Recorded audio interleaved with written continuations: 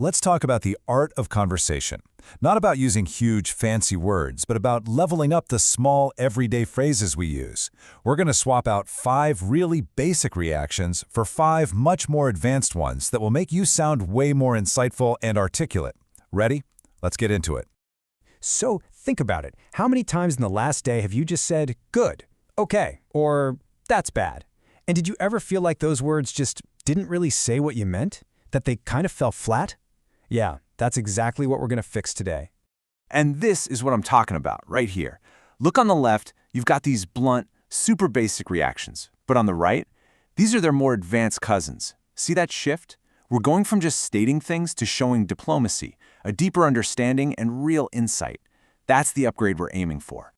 So, here's our game plan. First up, we'll get into phrases for agreement and understanding. Then, we'll dive into how to handle those tricky situations with a bit more grace. After that, we'll cover how to react when you're genuinely surprised, and we'll wrap it all up with your new communication toolkit. All right, let's jump right into Part 1, Expressing Agreement and Understanding.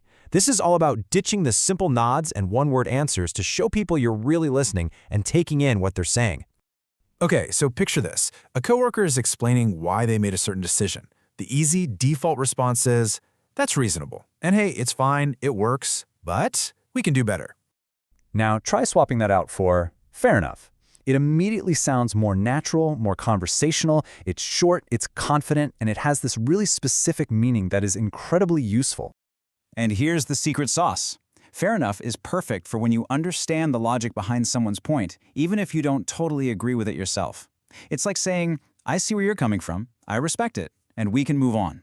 It's such a mature way to end a discussion without starting a fight. Okay, next scenario. Someone gives you that one little piece of information you were missing, and boom, it all clicks. Your first instinct might be to just say, now I understand. But listen to the difference here.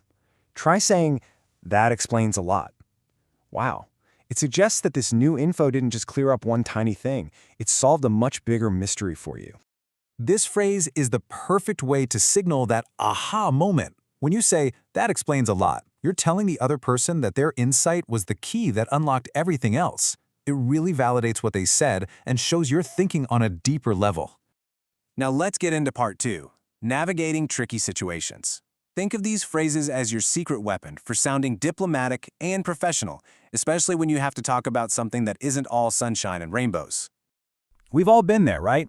You get some disappointing news. A project's delayed, a plan falls through. Your gut reaction is probably just to say, that's bad. Instead, try this on for size. That's not ideal. This is such a great phrase because it clearly acknowledges there's a problem, but it does it without adding any extra drama or negativity. This is an absolute game changer, especially at work. That's not ideal cleverly shifts the conversation away from this is a disaster and toward, okay, how do we solve this? It softens the blow and makes you look like a calm, cool, and collected problem solver. All right, let's talk about messy situations. You know, when you're looking at a problem with a million moving parts and no clear answer, it's easy to just say, that's complicated. But here's a subtle yet powerful upgrade. That's a tricky situation. That one little word, tricky, adds a whole other layer that complicated just doesn't have. So here's why that's so much better. The word tricky does more than just state a fact. It actually shows empathy. It's like you're saying, I get that this is going to require some real skill and careful thought to figure out. You're not just pointing out that it's complex, you're acknowledging the challenge. Moving on to Part 3, Responding to the Unexpected. This is for those moments that really just catch you off guard. So a project takes a wild turn, or a friend makes a huge announcement. The standard response is, I didn't expect that. It's clear, sure, but it's also a little flat. Now, if you want a more dynamic and interesting reaction, go with this. I didn't see that coming. It just feels more active, you know? It has a bit of personality, like you're a character in a story that just got a big plot twist. This phrase just has so much more life to it. It makes your surprise feel more real and more dynamic. Whether it's a sudden change at work or some shocking news from a friend, I didn't see that coming just lands with way more color and impact. And that brings us to the final part, your new communication toolkit. Let's do a quick recap here to really lock in these 5 powerful phrases you can start using, like right now. So let's run it down.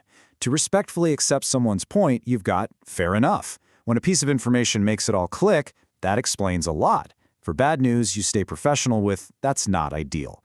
To show you get how tough a problem is, you use, that's a tricky situation. And for genuine surprise, you make it pop with, I didn't see that coming.